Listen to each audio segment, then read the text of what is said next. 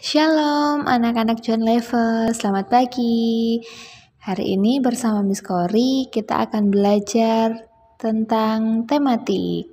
Nah, sebelum kita belajar hari ini, kita akan berdoa dulu ya. Mari kita berdoa. Bapa kami yang ada dalam kerajaan surga, kami bersyukur Tuhan karena Tuhan boleh mengizinkan kami untuk bisa ada sampai sekarang. Tuhan, kami bersyukur untuk kesempatan hari ini, kami boleh belajar kembali ya Tuhan. Biarlah Tuhan yang menolong kami, memimpin kami, supaya kami bisa belajar dengan tenang, belajar dengan fokus, dan kami bisa mendapatkan pengetahuan baru hari ini. Terima kasih Tuhan, kami serahkan waktu ini ke dalam tangan Tuhan. Dalam nama Tuhan Yesus kami ucap syukur dan berdoa, haleluya, amin. Oke, untuk hari ini kita akan masuk ke dalam pembelajaran kelima di subtema yang pertama ya, untuk tema C. Nah, tujuan pembelajaran kita hari ini adalah kita akan belajar mengidentifikasi informasi tentang kondisi lingkungan dan pemanfaatannya. Oke. Nah, di pembelajaran sebelumnya kita sudah belajar tentang kondisi suatu wilayah ya. Kita juga sudah belajar tentang dataran tinggi, dataran rendah, dan wilayah pantai. Kita sudah belajar ciri-cirinya ya.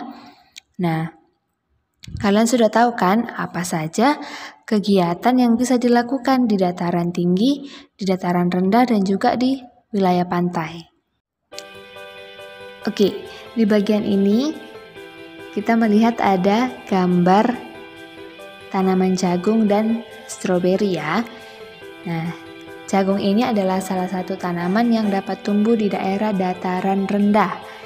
Sedangkan stroberi ini adalah salah satu tanaman yang dapat tumbuh di daerah dataran tinggi. Nah, berarti lingkungan mereka tumbuh itu berbeda ya. Satu di dataran tinggi, satu di dataran rendah. Nah, mereka dapat tumbuh dengan baik ketika mereka tumbuh di tempat atau kondisi yang tepat. Nah, stroberi ini akan sulit tumbuh ketika dia berada atau ditanam di daerah dataran rendah, begitupun sebaliknya. Nah, jadi harus tumbuh di daerah yang tepat ya. Nah, selain jagung, ada beberapa tumbuhan lagi yang dapat tumbuh subur di daerah dataran rendah.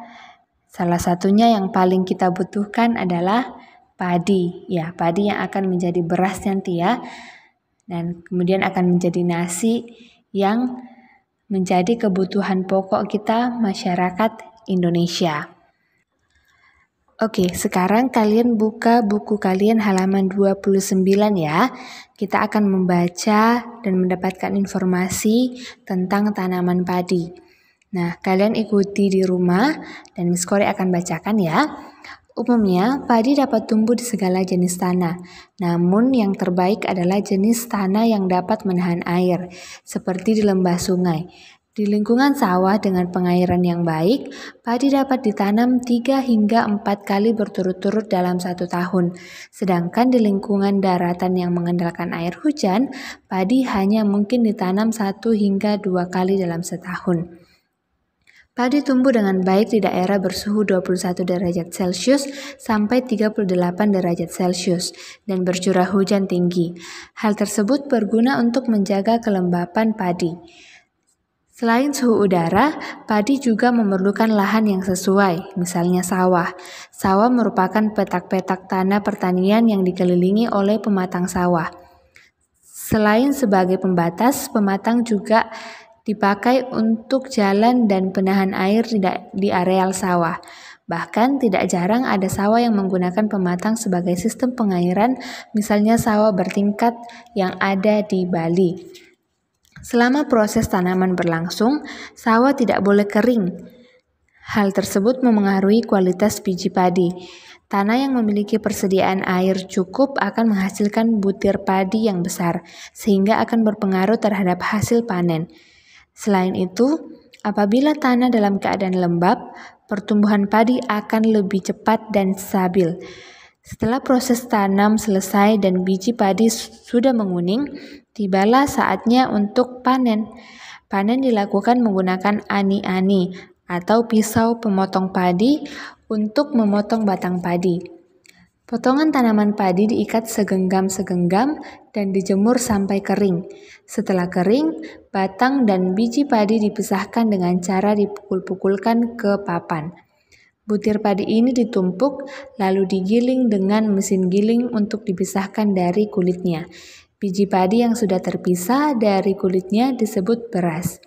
Beras ini yang biasa dikonsumsi masyarakat Indonesia dalam bentuk nasi. Nah, coba perhatikan, sekarang kita akan melihat proses dari padi itu sendiri. Kita akan melihat mulai dari penanaman sampai panen, bahkan sampai kita menikmati tanaman padi ini ya dalam bentuk nasi. Nah, tahap yang pertama adalah orang-orang akan menanam padi. Nah, coba diperhatikan ketika mereka menanam padi, sawahnya itu tidak kering ya, tetapi ada air. Nah, itu akan menolong pertumbuhan padi nantinya. Nah, setelah ditanam, padi itu akan bertumbuh. Nah, pertumbuhannya ini tergantung dari cara petaninya merawatnya. Nah, ketika petani merawatnya dengan baik, pasti padinya juga akan bertumbuh dengan baik. Nah, petani perlu memperhatikan banyak hal, misalnya kebutuhan air, persediaan air, kebersihan sawah itu sendiri. Nah, itu yang akan berpengaruh kepada pertumbuhan padi itu. Nah, setelah pertumbuhannya baik, dia akan perlahan akan menguning dan siap untuk dipanen. Nah, pada gambar ini kita melihat banyak petani yang sedang memanen padinya ya. Nah, untuk memanen padi itu punya alat khusus, jadi pisau khusus untuk memanen padi. Tapi sekarang ada juga orang menanam padi dengan menggunakan teknologi ya. Ya, kemudian setelah dipanen, memanen itu membutuhkan proses yang cukup panjang ya. Nah, setelah diproses cukup panjang, padi itu akan dikeringkan, kemudian digiling dan akhirnya menjadi beras. Nah, bagi masyarakat Indonesia, kita semua, nasi ini adalah makanan pokok kita ya. Nah, itu yang menjadi kebutuhan kita. Nah, sekian untuk pembelajaran kita hari ini ya anak-anak. Kalian bisa baca kembali teks tentang padi itu, lalu kalian menjawab pertanyaan yang ada di halaman 20 itu ya, seperti yang ada di gambar ini.